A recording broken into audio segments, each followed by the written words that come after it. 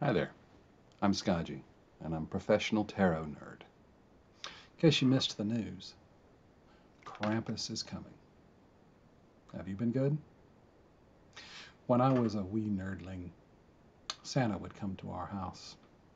Had I been bad, he'd have left coal and switches instead of toys and goodies. But don't get me wrong, although I never got the coal and the switches, it wasn't because I was always good. I think rather it was because Santa's just a big old softy.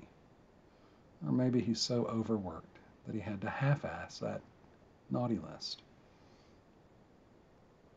Elsewhere in the world, however, Santa has help in the switches and coal department, and that's Krampus.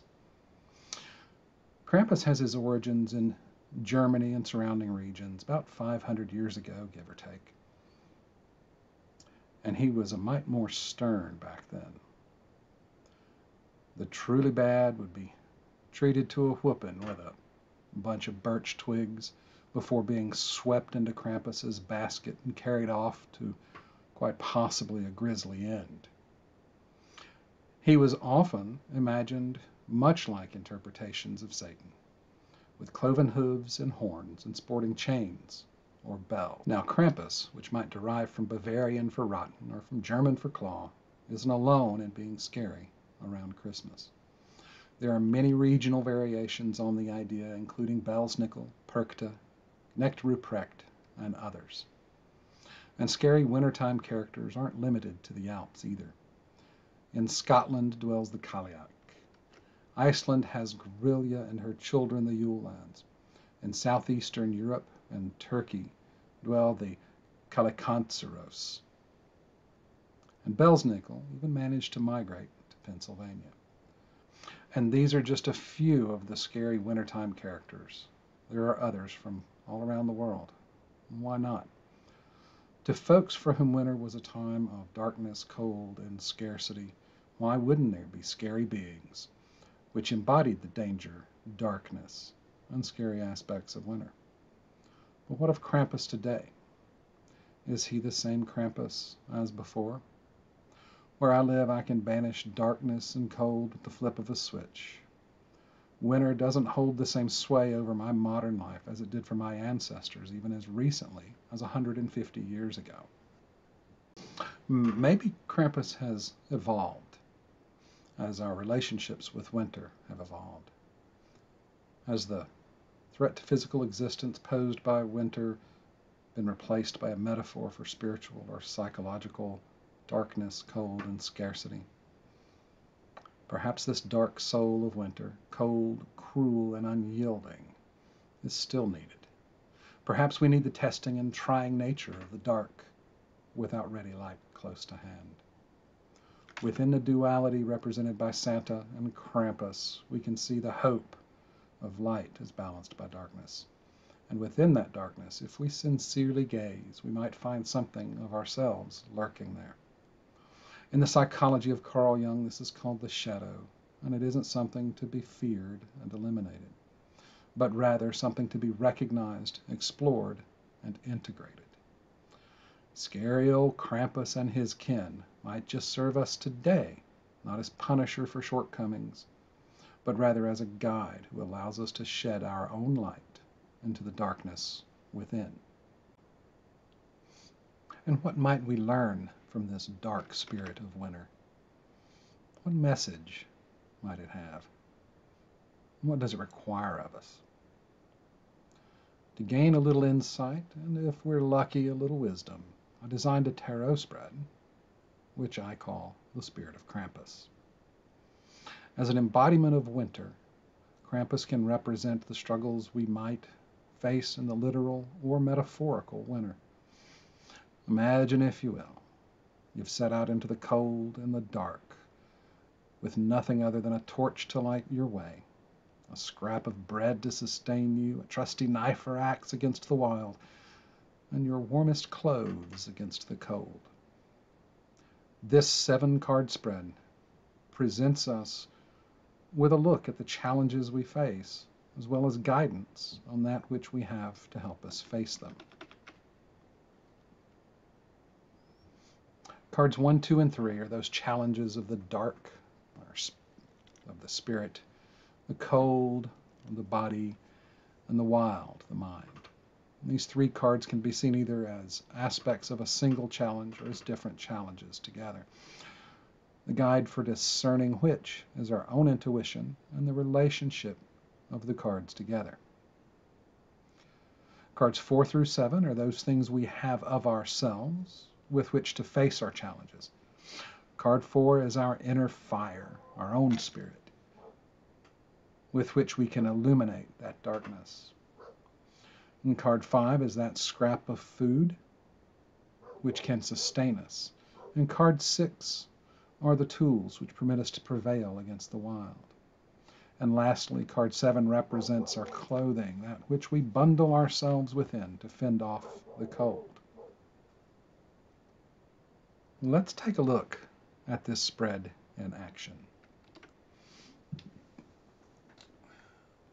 For this one, I'm going to be using the Rider-Waite-Smith or RWS deck. And I should just go ahead and say, I typically will deal the entire spread face up. It gives me a chance to have an overview. And it lets me see early on any connections there might be between the cards. So right out of the gate, we've got the Tower, and that's representing the darkness that we're facing. And the Tower, as I often will tell clients, is the card of the really bad day. And we can see that in the image. And as a spiritual thing, that could have to do with that there's some stuff falling apart, some stuff that's going to have to be put back together or rebuilt, some things that shake us to our foundation. Now card 2 is our 8 of Cups reversed. It's really saying that with respect to that cold side of things, the body kind of things, there's some things you need to leave behind. You know, maybe there's some things that can be done without. And with it being a Cups card and that emotional side of things, we really get the feeling that it's some emotional baggage. Maybe we need to assess a little bit more. And for the mind, we have the 3 of Wands, and that Wands is a fire card. That's so many different things, that stuff that lights us up, fires us up. But the 3 is sort of a passive kind of thing. It's a card of process. It's a card of patience. The challenge in the mind could be that waiting thing. Sometimes we kind of feel like, we just got to say the thing. We got to let it out. And sometimes we just need to, discretion is the better part of valor. And now with this Queen of Cups here, with that fire of our own spirit, well, that's the thing that we can bring to that Tower. And the Queen of Cups, it's a very watery kind of card, often dealing with empathy or compassion. And as that spirit, sometimes when our own crap is falling apart, we have to give ourselves a little hug. And with the Knight of Pentacles, this fella is the slowest card in the whole tarot deck. He's just kind of standing there. But he's got that movement, that earth slowness, but it builds and it builds like a train. Slow to get started, hard to stop once it's moving. So this is that take our time when we work through things. Don't rush to get it done. Now the Ace of Swords, it's a pretty quick card. Those aces are sources or beginnings. They represent that starting place of that element, and swords is the element of air. Well, with this air, maybe the thing that we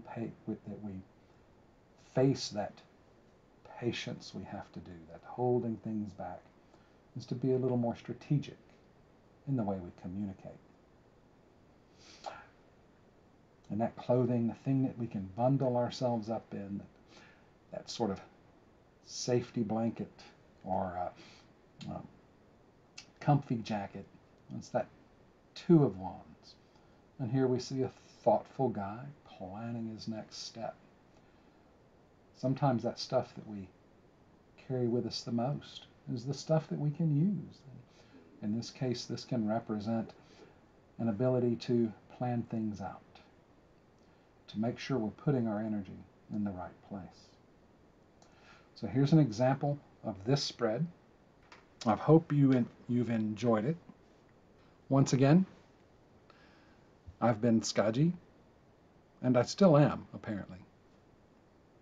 Thanks for watching, and safe journeys.